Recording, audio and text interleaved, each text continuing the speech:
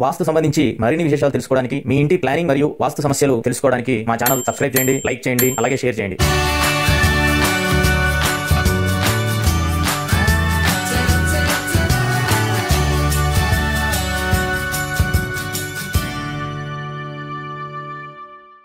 ఇందరికీ అభయం బులిచ్చు చేయి కందువగు మంచి బంగారు చేయి. శ్రీ గురుభ్యో నమః.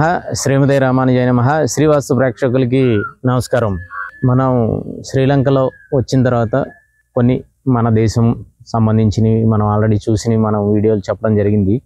అయితే ఇక్కడ మన యాత్ర అనేది ముగింపుకి వచ్చింది.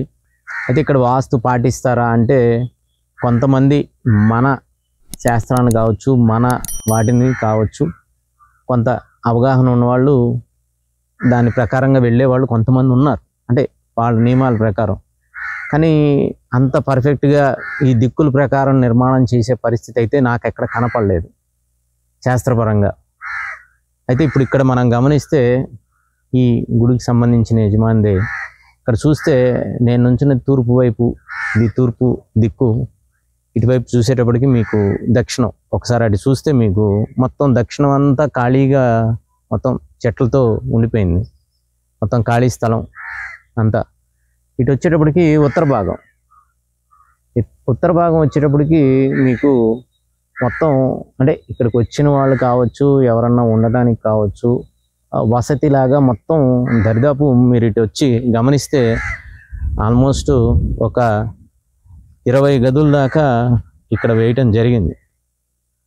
ఈ భాగంలో మీరు గమనిస్తే 20 ఆ చివరి దాకా వేయటం జరిగింది, మొత్తం ఉత్తర భాగం. ఇది వచ్చేటప్పటికి హద్దు. ఇది మనం వెళ్ళే దానికి రహదారి, అంటే ఇది ఈశాన్య రహదారి. కాబట్టి ఈ విధంగా అంటే సాధారణంగా మన దేశంలో కావచ్చు, లేకపోతే మన రాష్ట్రంలో ఎక్కువగా మనం ఆంధ్ర ప్రాంతం కావచ్చు, తెలంగాణ ప్రాంతం కావచ్చు, మనం పాటిస్తాం. కాబట్టి అది పొలాల్లో కావచ్చు, లేకపోతే ఖాళీ స్థలాల్లో కావచ్చు, ఏ భాగంలో షెడ్ వేసుకోవాలి, లేకపోతే ఏ భాగంలో మనం నిర్మాణం చేసుకోవాలనేది మనం సాధారణంగా అడుగుతూ ఉంటాం. కానీ ఇక్కడ వీళ్ళు ఏంటంటే అవసరార్థం ఇక్కడి నుంచి వెళ్ళే మార్గం ఉంది, దగ్గరగా ఉంటుంది అనే ఉద్దేశంతో పూర్తిగా ఇక్కడ ఈ భాగం అంటే మొత్తానికి ఉత్తర భాగంలో దక్షిణ మొత్తం ఖాళీగా వదిలేసి పూర్తిగా ఈ విధంగా వేయటం జరిగింది. ఇవన్నీ కూడా ఏమవుతాయంటే యజమానికి ఆర్థిక పరమైన ఇబ్బందులు అనేవి వస్తూ ఉంటాయి. అంటే ఆర్థికంగా ధనం ఏదొచ్చినా కూడా అవి ఆర్థిక కోణంలోకి వెళ్ళిపోతూ ఉంటాయి, వేరే వేరే మార్గాల్లో వెళ్ళిపోతూ ఉంటాయి. సాధారణంగా ఈశాన్యం ఇంతకుముందు వీడియోలో చాలా వీడియోలో మనకి చెప్పడం జరిగింది.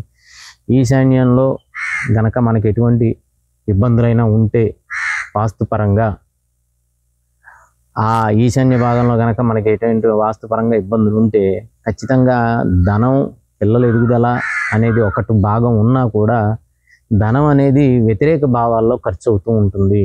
అంటే మనం ఎంత సంపాదించినా, మనకి ఎంత వచ్చినా కూడా అది బూడిదలో పోసిన పన్నీరులాగా కొంత వ్యతిరేక వాటికి ఖర్చు పెట్టే పరిస్థితి ఉంటుంది. అది అనారోగ్యాల సంబంధించి కావచ్చు, లేకపోతే ఏదన్నా వ్యాపార సంబంధించి కూడా ఉన్న ఆస్తులను కూడా అమ్ముకునే పరిస్థితులు కలగజేస్తాయి ఈశాన్యంలో కనుక ఇబ్బందులు ఉంటే. కాబట్టి మనం చెప్పడం జరిగింది ఇటువంటివి ఇలాగా చేశారు. కనీసం ఇప్పుడు వీటిని తొలగించే పరిస్థితి లేకపోయినా ఆల్టర్నేట్గా అక్కడ ఏదైనా షెడ్ రూపంలో కానీ ఏదో ఒక రూపంలో అక్కడ మీరు వేసుకుంటే కొంత మీకు దీని యొక్క నెగిటివిటీ అనేది ఉండకపోవచ్చు. ఎందుకంటే పకడ్బందీగా ఇక్కడ షెడ్లు రూముల్లాగా వేయటేసడం జరిగింది, అక్కడేమో పూర్తిగా ఓపెన్గా ఉంచడం జరిగింది. కాబట్టి ఈ విధంగా కనుక గృహాలు అంటే స్థలాల్లో, ఓపెన్ స్థలాల్లో మనం ఏ దిక్కు ఏంటని తెలుసుకోకుండా నిర్మాణం చేస్తే కొంత ఇబ్బందిగా ఉంటుంది. కాబట్టి అంటే ఇక్కడున్న పరిస్థితులు, అంటే శ్రీలంకలో ఉన్న వ్యవస్థలో సరే మనకి తెలిసి మనం అడిగినప్పుడు మనం చెప్పడం జరిగింది. దానికి మార్గం కూడా మనం వాళ్ళు పాటిస్తారా లేదా అనేది మనకు తెలియదు. ఉన్న ప్రాబ్లం అయితే మనం చెప్పడం జరిగింది. ఎందుకంటే ఇది చెయ్యాలన్నా కూడా చాలా కష్టంతో కూడుకున్న పరిస్థితి, అంటే ఖర్చుతో కూడుకున్న పరిస్థితి. చేయాలన్నా కూడా అలా చేయగలిగే పరిస్థితి ఉండదు. కాబట్టి సాధ్యమైనంత వరకు ఇలా చేసుకుంటే వారు మళ్ళీ వృద్ధిలోకి ఏదన్నా ఇబ్బందులు ఉంటే వారికి ఆర్థిక పరమైన కావచ్చు, వ్యాపారంలో ఏమైనా ఇబ్బందులు ఉంటే కూడా తొలగే అవకాశాలు అయితే ఉంటాయి ఖచ్చితంగా. జై శ్రీమన్నారాయణ. వాస్తు సంబంధించి మరిన్ని విశేషాలు తెలుసుకోవడానికి, మీ ఇంటి ప్లానింగ్ మరియు వాస్తు సమస్యలు తెలుసుకోవడానికి మా ఛానల్ సబ్స్క్రైబ్ చేయండి, లైక్ చేయండి, అలాగే షేర్ చేయండి.